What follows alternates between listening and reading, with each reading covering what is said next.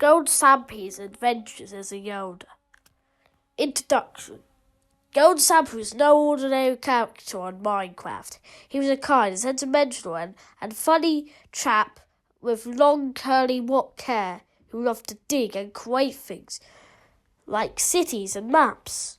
Not only this, he had superpowers like sensing the feelings of his fellow villagers, a superpower called empathy. All he had to do was to hold it in his hand of his comrades, and he could feel deeply what they'd be feeling. Sometimes doing this empathic act was too much for GoldSampy. It took a lot of energy because he felt too much and he did not know what to do with that new information. What it turned into nighttime, GoldSampy and normally often ventured into to check how their creations were doing, to invent their work, the work of their fellow creators. It was much cooler to do this at night when the sun is not shining. Chapter 1. One day, GoldSampy, and Murmaline were sitting down for a Lebanese dinner. Kimbil and Timbole, and there was a knock on the door. The three of them froze. Who could it be at this time? Then Murmaline bravely stood up and walked towards the door. Who is it? Murmaline hollered. It's me, Crafty Creator. I desperately need to talk to GoldSampy. Murmaline opened the door, and Crafty Creator ran in the kitchen where GoldSampy was eating. GoldSampy, come, quick! Something's happened to the building we built. It's severely damaged, but I don't know how. It looks like someone has been broken it, but I don't know who or how. Off GoldSampy went with Crafty Creator to check their building. Chapter 2. GoldSampy was astonished. How could this be? Let's play detectives and figure this out, GoldSampy said. Crafty Creator agreed.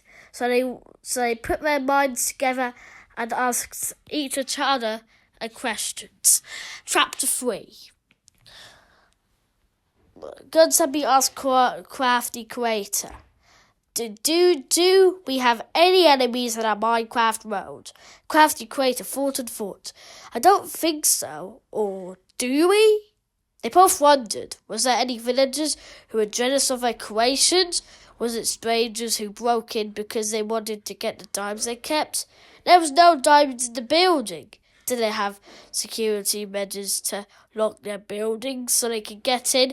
I spent 3 hours eating each other these questions, trying to rule the options out. At the end, they decided to take a look with the binoculars and telescopes, and as they state, to begin with track any patterns of general behaviour from the fellow villagers. Chapter 4. After spending a week doing this, they came together to analyze the data. They keep track or score what they have villagers' movements and whereabouts they were.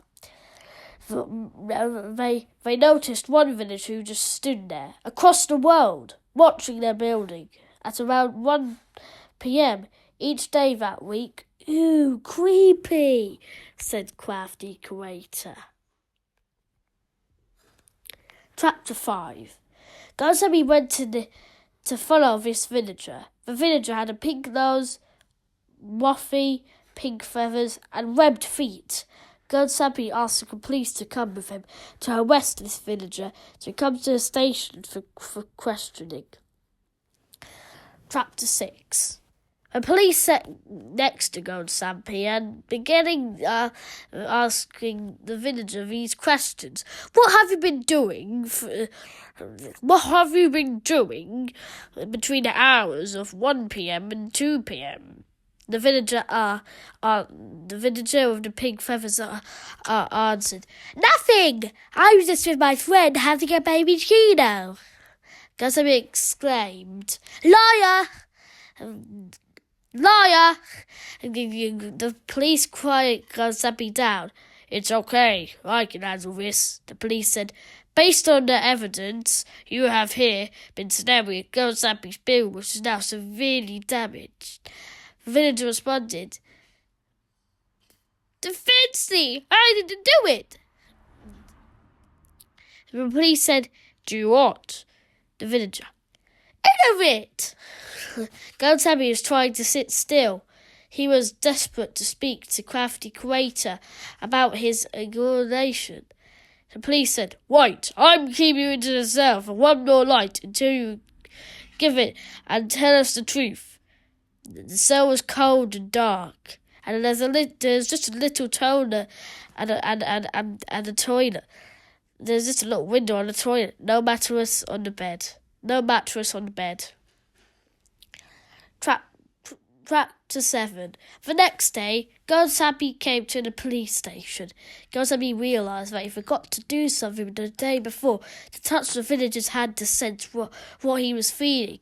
With Gold's superpowers, just need one thing I need to do, officer. I desperately need to accompany you again. Interrogation room again. The officer asked why.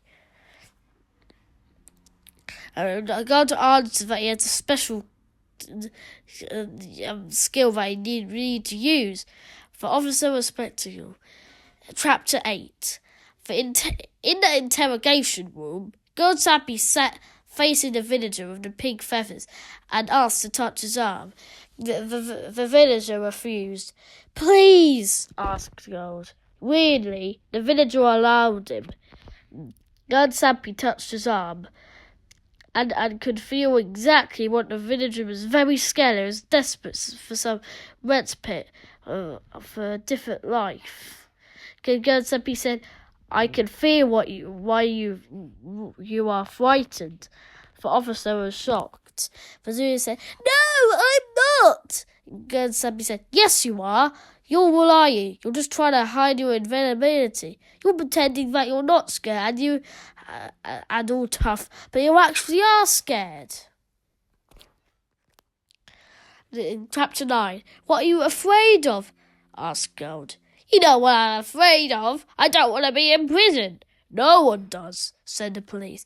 Unfortunately, Gold's powers were limited to empathy, so he didn't know whether the villager was caused to the damage or not. The officer and Gold went outside to the interrogation room and discussed. "I know he did it. Why else would he be staring at the build for a long period of time?" They both went back in, and Gold told the villager's arm again. The villager accepted. "You're jealous of us, aren't you? You're looking at me with surveillance army and wishing you had a house like ours, so you went to damage it." "I didn't!" exclaimed the villager. "He's lying again!" exclaimed Gold. The officer whispered in Gold's ear, Gold, you're too close to this case. I want you out." But, Gold said no, the officer interrupted, and Gold left the room. Later that day, Chapter 10. Later that day, GoldSampy and Crafty Creator were sitting at their home, twiddling their thumbs. Not literally. And they got a call from the police. "Hello, officer. Any news?" "Yes, we have some progress with this case. We have new evidence." GoldSampy and Crafty Creator were listening closely. "We pulled together some witnesses of who's been interviewed, like Simri, with a similar story, who he actually saw this villager with some peers and was going to destroy your building with some wooden swords." "Wow!" exclaimed Crafty Creator and Gold. "We've got him!"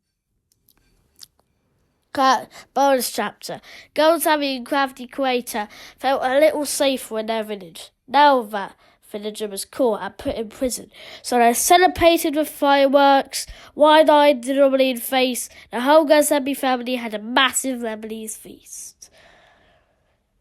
Credits: Moraline, GoldSampy, Crafty Creator, and Daniel Million. Then, based on a true story, written by Daniel Million, voiced by GoldSampy. If you enjoyed this audiobook, please give it a rating. Also, on this channel, you can discover more audiobooks and discover more stories like this. I hope you enjoyed this story and I hope you enjoyed listening to these 11 chapters. Okay, bye-bye.